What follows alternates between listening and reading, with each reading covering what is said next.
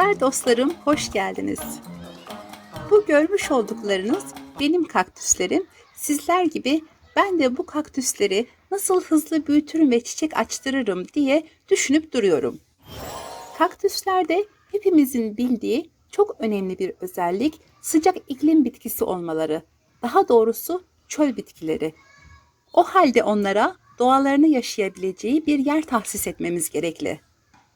Nasıl olsa çoğu çiçekler gölgeli ve bol ışık alan yerleri sevdiği için güneşli kısımları kaktüslerinize ayırabilirsiniz. Kaktüsümüzün yerini bulduk ama hala hızlı büyüyebilmesi için işimiz bitmedi. Çoğu kaktüs hava geçişinin, sirkülasyonunun fazla olduğu yerleri de sever. Şunu hiçbir zaman unutmayalım. Hiçbir çiçek boğazda olan hava sirkülasyonunu yani cereyan yapan yeri sevmez. Orada hemen ölür. Bu ortamı ne zaman için hazırlıyoruz? Mart ile Eylül arasında büyüme süreci olan dönemde. Bu anlattıklarım yaz ortamıydı. Kış ortamı da son derece doğal olmalı. Kaktüslerinize kışı yaşatırsanız, onların kışın dinlenmesine ve uyumasına müsaade ederseniz yaz döneminde o kadar hızlı büyürler. Kışın çok dikkat etmemiz gereken bir özellik soğukluk donma derecesine ulaştığında kaktüslerimizi o soğuğa maruz bırakmamak. Çünkü kaktüsler içi su dolu bitkilerdir. Kışın içi su dolduğu zaman kaktüs ölür. Sevgili dostlar, yine ortam değişikliği yaparken yaz ve kış ayları için bunu yine yumuşak bir ortam sağlayarak yapmamız gerekli. Örnek veriyorum, o gece don olacak, kaktüsleri daha sıcak bir ortama almamız gerekli. Gece -2'den ev ortamına +22'ye almayalım. Bu bitkileri apartman boşluğuna alabilirsiniz ya da soğuk kapalı bir balkonunuz varsa oraya taşıyabilirsiniz. Birdenbire sıcak değişimi, hava değişimi yapmayalım. Eğer ki kışın kaktüslerinizi daha ılık bir ortamda tutar iseniz kaktüsleriniz büyümeye devam eder ancak formu bozularak büyürler. Estetik ve doğal görüntüsünü bozmamak adına lütfen kaktüslerinizi kışın ılık ve sıcak ortama bırakmayın. Sevgili kaktüs severler, kaktüs toprağı için sizlere %30, %20 bunu koyacaksınız demiyorum. Zaten büyük bir ihtimalle siz bunları ezberlemişsinizdir. Kısaca toprağın geçirgen olması lazım. Üstten suyu vereceksiniz, alttaki tasa dolacak. Tastaki suyu bırakmanızı tavsiye ederim çünkü emebilir. Kaktüs çok suyu sevmez ve kökleri çok naziktir, çarçabucak çürüyebilir. Kaktüsler suyu çok sevmez ve fazla verirseniz çürüme yaparlar. Ancak büyümüş 5-6 yaşını geçmiş kaktüsler çok sulamayı tolere edebilirler ama yine de çok su vermenize ve riske girmenize gerek yok. 2-3 yaşından küçük kaktüslere bahar aylarında 15 günde bir yemek kaşığı, yaz aylarında 10 günde bir yemek kaşığı olabilir. 5-6 yaşını geçmiş kaktüslerde ise bunu yarım çay bardağına ve aynı sulama periyoduna çıkarabilirsiniz. Ben Marmara bölgesinde yaşıyorum arkadaşlar. Antalya'da, Hatay'da, hatta Adana'da kaktüslerini yazın hortumlarla sulayanları görüyorum ve kaktüsler bunu kaldırabiliyorlar ama gördüğüm kaktüsler biraz büyük kaktüsler. O nedenle bizim gibi biraz daha ılıman bölgeler için konuşuyorum. Kaktüslerinize kışın da 2 ayda bir ayda bir su verebilirsiniz diyenler oluyor. Kaktüsler kışın uykudalar, çalışmıyorlar, büyümüyorlar çünkü soğukta bıraktık onları. Bu nedenle bekleyen su kök çürümesine sebebiyet verebilir. Kaktüslerimizi kışın sulamayalım.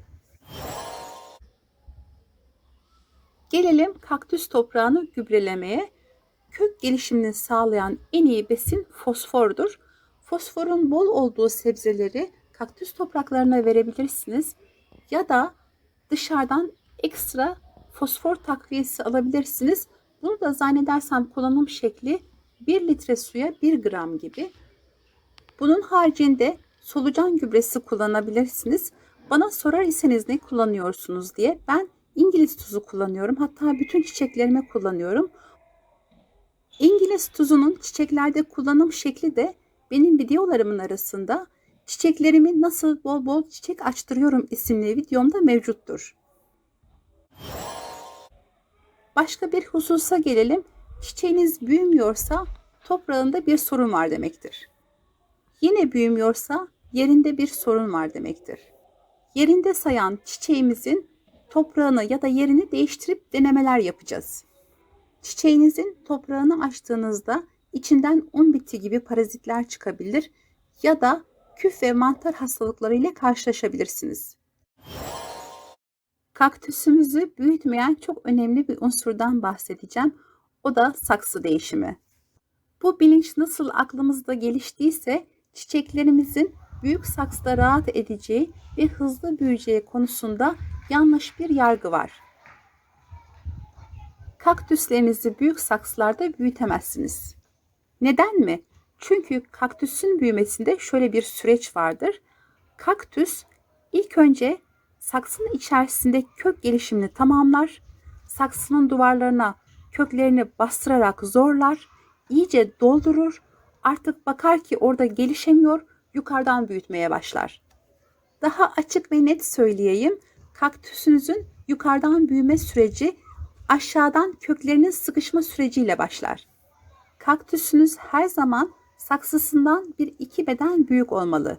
Bahar aylarında saksı değişimi yapacağınız vakit kaktüsünüz saksısıyla aynı boyutta olmalı. Bazı kaktüslerde de kelle uçurma yapmazsanız olduğu gibi upuzun bir şekilde büyümeye başlar. Çoğu kişiler de bu büyüme formunu sevmiyorlar, yavrulu olsun istiyorlar. Bunun için yavrulama yaptırabilmek için kelle uçurma mevsimi yine bahar aylarıdır.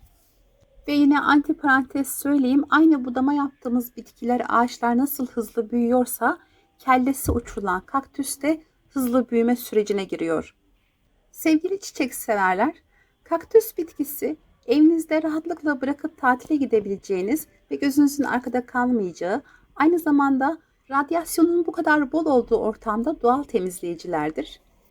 Kaktüsler çiçek açtıkları vakit hakikaten de çok güzel çiçek açarlar. Tabii birazcık da kaktüs sevmek sabır işidir. Çünkü çok geç meyvelerini verirler. Siz sabırlı kaktüs severlere birazcık olsun bilgi verebildiysem ne mutlu bana. Videomu beğendiyseniz arkadaşlar beğen tuşunu tıklamanızı rica ediyorum. Bildirimleri de açarsanız, aynı zamanda abone olmadıysanız abone de olursanız çok mutlu olurum. Sağlıcakla kalın, hayırlı günler diliyorum.